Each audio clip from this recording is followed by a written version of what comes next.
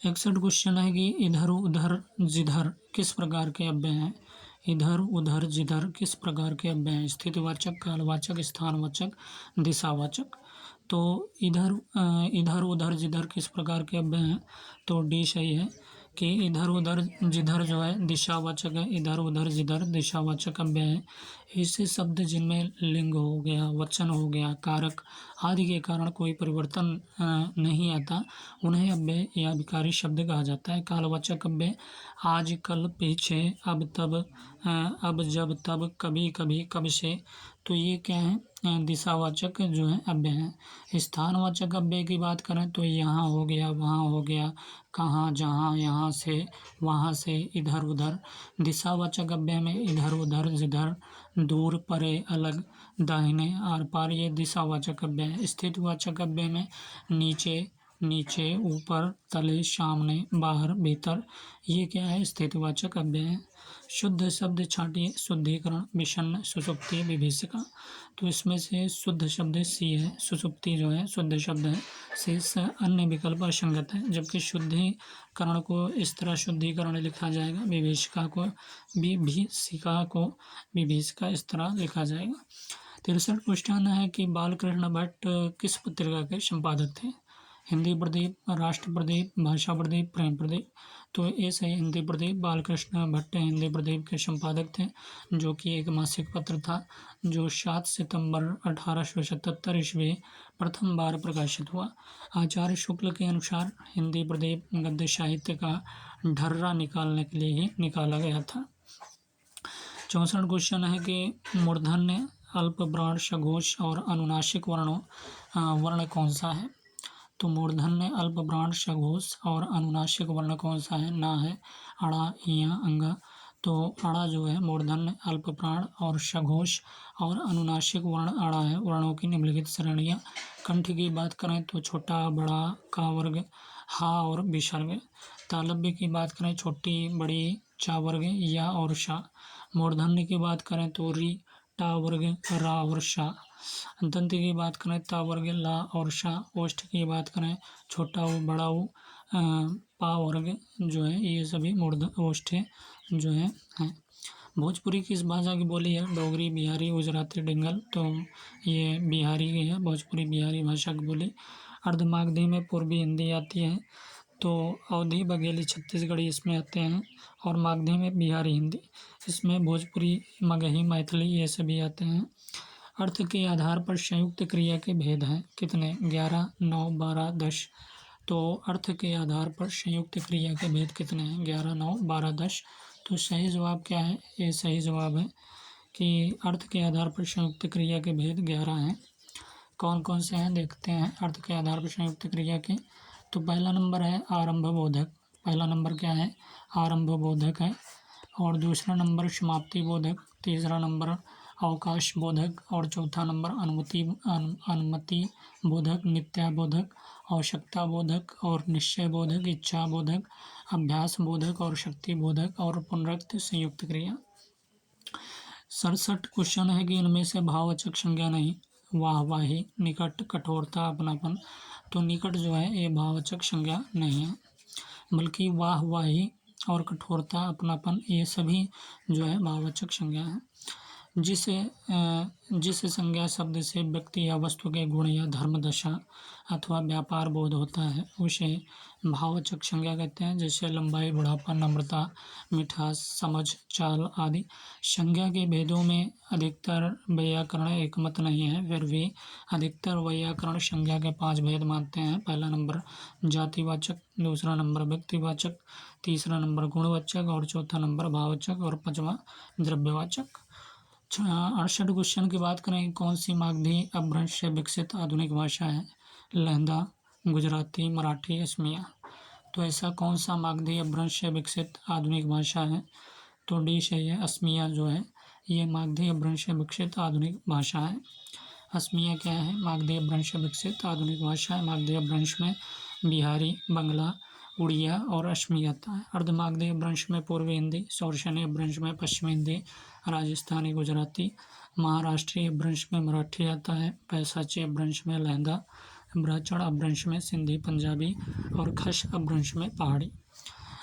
69 question की बात करेंगे कि संस्कृत से बहुत बड़ी विरासत किस भाषा ने ली। तो हिंदी, उड़िया, गुजराती, मराठी। तो हिंदी जो है संस्कृत से बहुत बड़ी विरासत भाषा ली है। तो हिंदी भाषा ने संस्कृत से बहुत बड़ी विरासत ली है। 70 क्वेश्चन है, संज्ञा के जिस रूप से किसी वस्तु के अलग होने का भाव प्रकट होता है उसे क्या कहते हैं। संबंध कारक, संप्रदान कारक, अपादान कारक, करण कारक। तो अपादान होगा। संज्ञा के जिस रूप से किसी वस्तु के अलग होने का भाव प्रकट होता है उसे अपादान कारक कहते हैं। हिंदी कारकों की विभक्तियों के चिन्ह इस प्रकार हैं। कर्ता ने कर्म को अधिकरण में पर, संबोधन हे, अजी, अहो, अरे और करण से, संप्रदान को के लिए, अपादान से, संबंध का के, की, रा, रे, री। 71 क्वेश्चन है कि माली आवत देख कर कलियन करे पुकार, फूली फूली चुन लई काली हमारी बार। तो माली आवत देख कर कलियन करे पुकार, फूली फूली चुन लई काली हमारी बार। इसमें अलंकार कौन सा है? दृष्टांत, संदेह, श्लेष या अन्योक्ति। तो इसमें जो अलंकार है ये अन्योक्ति है, में अन्योक्ति अलंकार है। जहाँ उपमान के बहाने उपमेय का वर्णन किया जाए या कोई बात सीधे न कहकर किसी के सहारे की जाए वहाँ अन्योक्ति अलंकार होता है। तत्सम शब्द छांटिए, अव्यक्ति, झंझट, ठिलिया और उलझन। तो अव्यक्ति जो है ये तत्सम शब्द क्या है? तत्सम शब्द है। किसी भाषा के मूल शब्द को तत्सम कहते हैं। तत्सम का अर्थ है कि इसके समान या ज्यों का त्यों, तत् उसके संस्कृत के समान को तत्सम शब्द कहते हैं। 73 क्वेश्चन है कि राम कहता है कि मैं मोहन की पुस्तकें पढ़ सकता हूँ। इसमें कौन सा पद संख्या, जातिवाचक, स्त्रीलिंग, बहुवचन तथा कर्मकारक आदि पदान्वय में है। तो पुस्तकें पढ़ना, राम, मोहन। तो ये सही पुस्तकें जो है, राम कहता है कि मैं मोहन की पुस्तकें पढ़ सकता हूँ। में पुस्तकें संख्या, जातिवाचक, स्त्रीलिंग, बहुवचन तथा कर्मकारक आदि पदान्वय में है। कौन सा वाच्य में प्रयोग का भेद नहीं है? कर्मणि प्रयोग, कर्तरी, सार्वनामिक, भाव प्रयोग। तो सी से ये सार्वनामिक जो है प्रयोग का भेद नहीं है। सार्वनामिक वाच्य में प्रयोग का भेद नहीं। क्रिया के उस परिवर्तन को वाच्य कहते हैं जिसके द्वारा इस बात का बोध होता है कि वाक्य के अंतर्गत कर्ता, कर्म या भाव में से किसकी प्रधानता है। वाच्य के 3 प्रकार हैं, कर्तृवाच्य, कर्मवाच्य और भाववाच्य। पितृण किस प्रकार की संधि है? दीर्घ है, यण है, गुण है, वृद्धि है। तो पितृण की बात करें तो ये दीर्घ संधि है, दीर्घ स्वर संधि। यदि प्रथम शब्द के अंत में ह्रस्व अथवा दीर्घ आ, ई, उ, री में से कोई एक वर्ण हो और द्वितीय शब्द के आदि में उसी का समान वर्ण हो तो दोनों के स्थान पर एक दीर्घ हो जाता है। जैसे परम धन, अर्थ बराबर परमार्थ। आ प्लस आ बराबर बड़ा, अभिधन, इष्ट बराबर अभीष्ट, छोटी प्लस ई बराबर बड़ी, मंजू धन, ऊषा बराबर मंजूषा, छोटा ओ प्लस बड़ा ओ बराबर बड़ा ओ। जैसे मातृ ऋणम की बात करें तो मातृणम, री प्लस री बराबर री। 76 क्वेश्चन है, उर्दू की किस भाषा के शब्द हैं? तो मराठी, तुर्की, फारसी, अरबी। तो उर्दू किस भाषा का शब्द है? तो उर्दू की बात करें तो ये तुर्की भाषा के शब्द है। शब्द मूलतः तुर्की भाषा का है तथा इसका जो है अर्थ क्या है? राही, शिविर या खेमा। तंबू तुर्कों के साथ यह शब्द भारत में आया। तो राही, शिविर या खेमा, तंबू तुर्कों के साथ यह शब्द जो है भारत में आया और इसका प्रारंभिक अर्थ है यहाँ खेमा या सैन्य पड़ाव था। उर्दून स्थालिक लिपि में लिखी जाती है जो अरबी लिपि का एक रूप है। उर्दू दाएं से बाएं लिखी जाती है। 77 क्वेश्चन है कि जिन व्यंजनों को उच्चारण करते समय जीभ झटके से ऊपर जाती है उसे क्या कहते हैं? लुंठित, पार्श्विक, स्पर्श, उत्क्षिप्त। तो जिन व्यंजनों का उच्चारण करते समय जीभ झटके से ऊपर जाती है उसे क्या कहते हैं? उत्क्षिप्त कहते हैं। तो उत्क्षिप्त व्यंजन की कुल संख्या 2 होती है। पहला नंबर ड और दूसरा नंबर ढ। जबकि लुंठित व्यंजन ऐसा व्यंजन वर्ण होता है जिसमें मुख के एक सक्रिय उच्चारण स्थान और किसी अन्य स्थिर उच्चारण स्थान के बीच कपकपी, थरथराहट के व्यंजन की ध्वनि पैदा की जाती है, जैसे रा हो गया। 78 क्वेश्चन है कि हेतु हेतु मद भविष्य का वाक्य क्या है? तो वह आए तो मैं जाऊँ, मैं पढ़ूँगा और वह भी पढ़ेगा। संभवतः रमेश कल आएगा, वह कल घर पर नहीं होगा। तो इसमें से ए सही है कि वह आए तो मैं जाऊँ। हेतु हेतु मद भविष्य का वाक्य है। वह आए तो मैं जाऊँ हेतु हेतु हेतु मद भविष्य का वाक्य है। इस काल की क्रिया से यह प्रकट होता है कि भविष्य में एक क्रिया का होना दूसरी क्रिया पर निर्भर करता है। जैसे पहला नंबर है अध्यापक आए तो पढ़ाएं, दूसरा नंबर विद्यार्थी पढ़े तो परीक्षा उत्तीर्ण करें। 69 क्वेश्चन की बात करेंगे। बात का नाम धातु क्रिया होगा बताना, बतियाना, बातूनी, बतलाना। तो बी सही है बतियाना।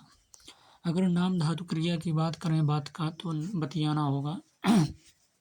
संज्ञा अथवा विशेषण के साथ क्रिया जोड़ने से जो संयुक्त क्रिया बनती है उसे नाम धातु क्रिया कहता है। जैसे पहला नंबर लुटेरों ने जमीन हथिया ली, दूसरा नंबर हमें गरीबों को अपनाना चाहिए। उपयुक्त वाक्यों में हथियाना और अपनाना क्रियाएं हैं और ये हाथ संज्ञा तथा अपना सर्वनाम से बनी है।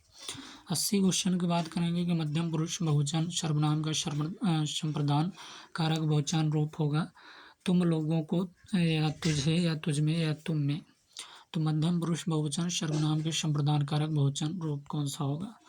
तो इसका सही जवाब है तुम लोगों को। तुम लोगों को जो है ये मध्यम पुरुष बहुवचन सर्वनाम के संप्रदान कारक बहुवचन रूप होगा। तो बोलने वाला क्या होगा? बोलने वाला उत्तम पुरुष कहलाता है। जैसे मैं, मेरा, मुझे, मेरी, मुझसे आदि। सुनने वाला मध्यम पुरुष कहलाता है। जैसे तू, तुम, आप, तुम्हारा आदि। जिसके विषय में वार्ता की जा रही है वह अन्य पुरुष कहलाता है। जैसे यह, वह, इन्हें, उन्हें, इसे, उसे आदि। 81 क्वेश्चन की बात करेंगे कि इनमें से दीर्घ स्वर संधि नहीं है। गिरीन्द्र, महेंद्र, महेंद्र या प्रथमेश। तो इनमें से दीर्घ स्वर संधि कौन सा नहीं है? तो महेंद्र जो है दीर्घ स्वर संधि नहीं है बल्कि यह गुण स्वर संधि है।